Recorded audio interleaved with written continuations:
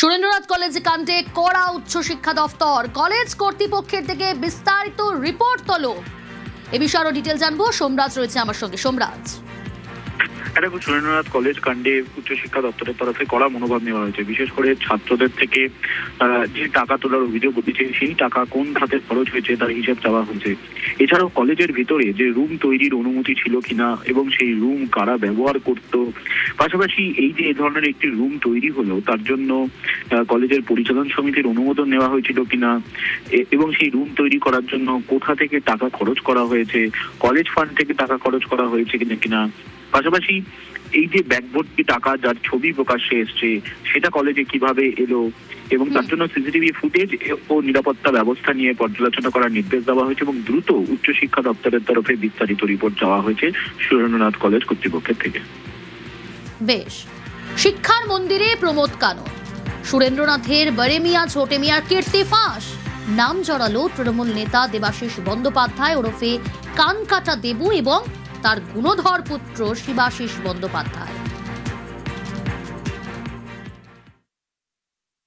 ওপরে ওই sweet, double bedroom, কোথাও বাবা যায় কোথাও ছেলে যায়।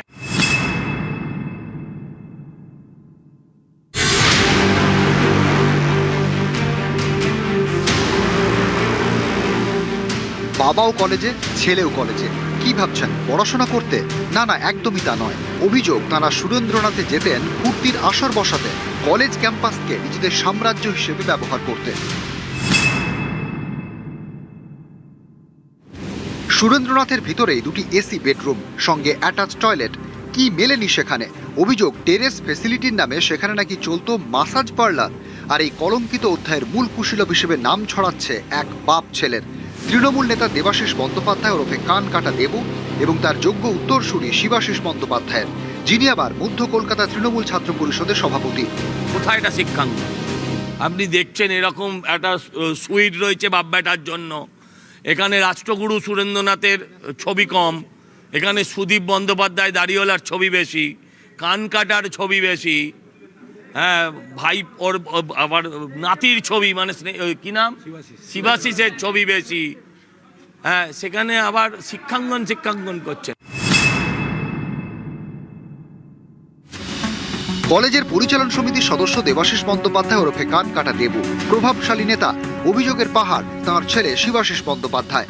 অভিযোগ, টাকার বিনিময়ে কলেজের আসন বিক্রি করতেন তিনি। নাম জড়িয়েছে তোলাবাজির সঙ্গেও।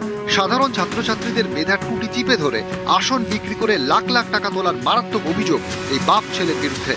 সুরেন্দ্রনাথ কলেজে হচ্ছে পার্সেন্টাইল লাগতো 78 পার্সেন্টাইল, আমার ছিল 85 পার্সেন্টাইল। তারপরেও আমার অ্যাডমিশন হয়, সিট ধরে রাখে। যারা টাকা দিতে পারে না তারা ভর্তি হতে পারে না। আমার কাছ থেকে 60,000 নিয়েছিল সুকান্ত বাহাদুর, হচ্ছে কলেজের দাদা। ক্যাশ নিয়েছিল, কোনো রিসিপ্ট নেই। প্রথমে 5,000 নিয়েছিল, তারপরে এইচএস অরিজিনাল মার্কশিট নিয়েছিল। নয়তো যদি টাকাটা না দিতাম তাহলে মার্কশিট পেতাম না। অনেকের কাছে এরকম আছে, তাদেরকে 1.5 লাখ, 80,000, 90,000 এরকম টাকা নেওয়া হয়েছে। এইসব হাতে চলতে সব শিবাশিস ব্যানার্জি, টাকা পয়সার যত খেল আছে। পর্দা ফাঁসে সুরেন্দ্রনাথ কলেজে একই সারিতে ছবি দেখা গেল বাবা, ছেলে এবং তৃণমূল সাংসদ সুদীপ বন্দ্যোপাধ্যায়ের। বিজেপির অভিযোগ, তৃণমূল সাংসদের সঙ্গে ঘনিষ্ঠতার সুবাদেই বাবা ছেলের এমন দাপট। আমরা সবাই জানি মে দিবস সব ইনস্টিটিউশন বন্ধ থাকে। আমি অবাক হয়ে গেলাম, বড় বড় করে গেট লাগানো হলো, কার্পেট বেছানো হলো, দেবাশিস ব্যানার্জির বার্থডে সেলিব্রেশন হচ্ছে, বাইরের লোকেরা ঢুকে আনন্দ ফুর্তি করছে। এই ঘটনাও ঘটেছে। কলেজটা নিজের পৈতৃক সম্পত্তি ভেবেছিল। প্রিন্সিপালরা জেনেও তোর কোনো প্রতিবাদ জানায়নি। এটা বড় নেক্সট আছে, এনারা প্রতিটা লোক ওইখানে যে যারা যারা আছে তারা কিন্তু একই দোষী। তাদেরও কিন্তু ইনভেস্টিগেট করে দেখতে হবে তারা কি কি কাজ করে বসেছে। এসি বেডরুম, মদের বোতল, উয়ে খাওয়া টাকার বান্ডিল, আগ্নেয়াস্ত্র, শিক্ষাঙ্গনে ফুর্তির আসর, সবের পিছনে নাম আসছে কীর্তিমান বাপ ছেলেরই। মঙ্গলবারই সুরেন্দ্রনাথে গিয়ে সম্পত্তির খতিয়ান দেন বিজেপির সজল ঘোষ। এর নেপালে বাড়ি আছে, এর দিল্লিতে বাড়ি আছে, এর শিলিগুড়িতে বাড়ি আছে, এর দার্জিলিংয়ে বাড়ি আছে।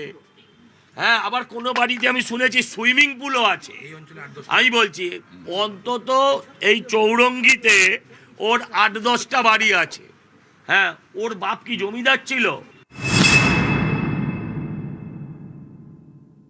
গুণধর কীর্তিমান দেবাশিস ব্যানার্জি ওরফে কানকাটা দেবু তার সম্পত্তির বহর শুনবেন? সূর্যসেন স্ট্রিটে দুটি বাড়ি, আর অখিল মিস্ত্রি লেনে তিনটি সম্পত্তি। শুধু সেখানেই শেষ নয়, এই সুরেন্দ্রনাথ কলেজের ঠিক পাশে অটো ইউনিয়নের গলি, সেখানেও আরও একটি সম্পত্তি। 111 অখিল মিস্ত্রি লেনে মা তারা কুটিরে মহিলাদের পেইং গেস্টের ব্যবসা। 42 বি অখিল মিস্ত্রি লেনে সাই গেস্ট হাউস, সেখানেও মহিলাদের পেইং গেস্টের ব্যবসা। এক যৌথ পরিবারকে ঠকিয়ে এই জমি আত্মসাতের অভিযোগ।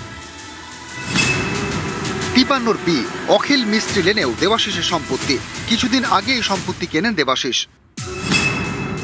26/9 বি মহাত্মা গান্ধী রোড, সুরেন্দ্রনাথ কলেজের ঠিক পাশেই দেবাশিসের নামে বিশাল সম্পত্তি। শিলিগুড়ি, নেপাল, দক্ষিণ 24 পরগনার মল্লিকপুরে আরও সম্পত্তি দেবাশিসের। আমাদের বন্ধুর বাড়ি ছিল আড্ডি বাড়ি। আচ্ছা, ওরা এইটা বাড়িটা কিনে ওদেরকে ঠকিয়েছে, পয়সা কম দিয়েছে, করেছে, এসব ঠকিয়ে কিনে নিয়ে তারপরে কোনো ছাড় ফাড় দেয়নি, বাড়ি করে। শিক্ষা আর সংস্কৃতির পীঠস্থান কলকাতা, আর সেই শহরের বুকে দাঁড়িয়ে ঐতিহ্যবাহী সুরেন্দ্রনাথ কলেজ। সেই কলেজ ঘিরে যে ধরনের অভিযোগ সামনে আসছে তা এক কথায় লজ্জাজনক। বাপ ছেলের কীর্তির জন্য মুখ পুড়ছে কলেজের পড়ুয়াদের। আমরা কলেজে যখন এন্টার করছি, যে কলেজের গেটের সামনে আসছি, এমন হাত দেখিয়ে, আঙুল দেখিয়ে আমাদেরকে বলা হচ্ছে এই যে অমুক কলেজের স্টুডেন্ট, অমুক কলেজের ছাত্রছাত্রীরা, এদের জন্য আজ এই জিনিসগুলো হয়েছে, জড়িয়ে নেই এগুলোতে। আমরা তো চাই না যে, আমরা চাই আমাদের কলেজটা ভালো হোক। ইভেন আমাদের কলেজের খুব ভালো নাম ছিল, সুরেন্দ্রনাথ। কোন কলেজে পড়ো? সুরেন্দ্রনাথ কলেজে পড়ি, এটা আমাদের গর্ব ছিল। আজ সেটা কোথায় গেল? রাস্তায় বেরোলে লোকে পয়েন্ট আউট করে, মানে হয়তো সাধারণ মানুষ হেঁটে যাচ্ছে, শুধু আইডেন্টিটি কার্ড বা ড্রেস আপ দেখে বলছে যে অমুক কলেজের স্টুডেন্ট, এই কলেজের স্টুডেন্ট, তার মানে ওরাও এরকম। শিয়ালদা স্টেশনের সামনেই সুরেন্দ্রনাথ কলেজ, তাকে ঘিরে একের পর এক লজ, হোটেল। অভিযোগ, অনার্স কেটে গেছে এমন ছাত্রীদের নাকি ওই লজে নিয়ে যাওয়া হতো। পিছনে নাকি হাত ছিল দেবাশিস আর শিবাশিসের।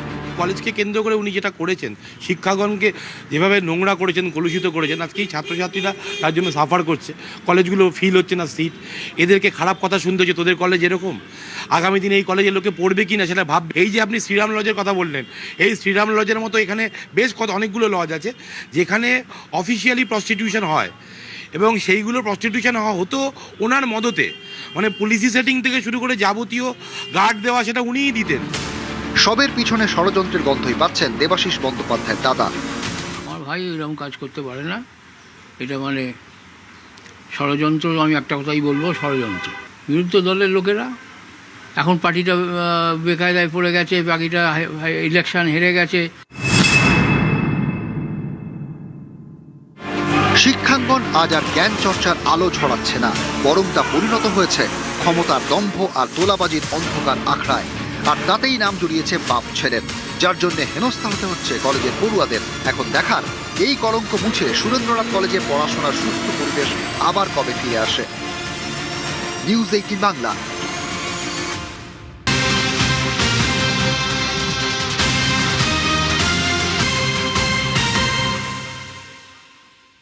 আবারও এক তৃণমূল নেতা গ্রেফতার। সিঙ্গুরের বড়া পঞ্চায়েতের তৃণমূল সদস্য গ্রেফতার। গতকাল রাতে শ্রীরামপুর থেকে গ্রেফতার করা হয়। রানা রয়েছে আমার সঙ্গে টেলিফোন লাইনে। রানা, কি অভিযোগ রয়েছে এই তৃণমূল নেতার বিরুদ্ধে?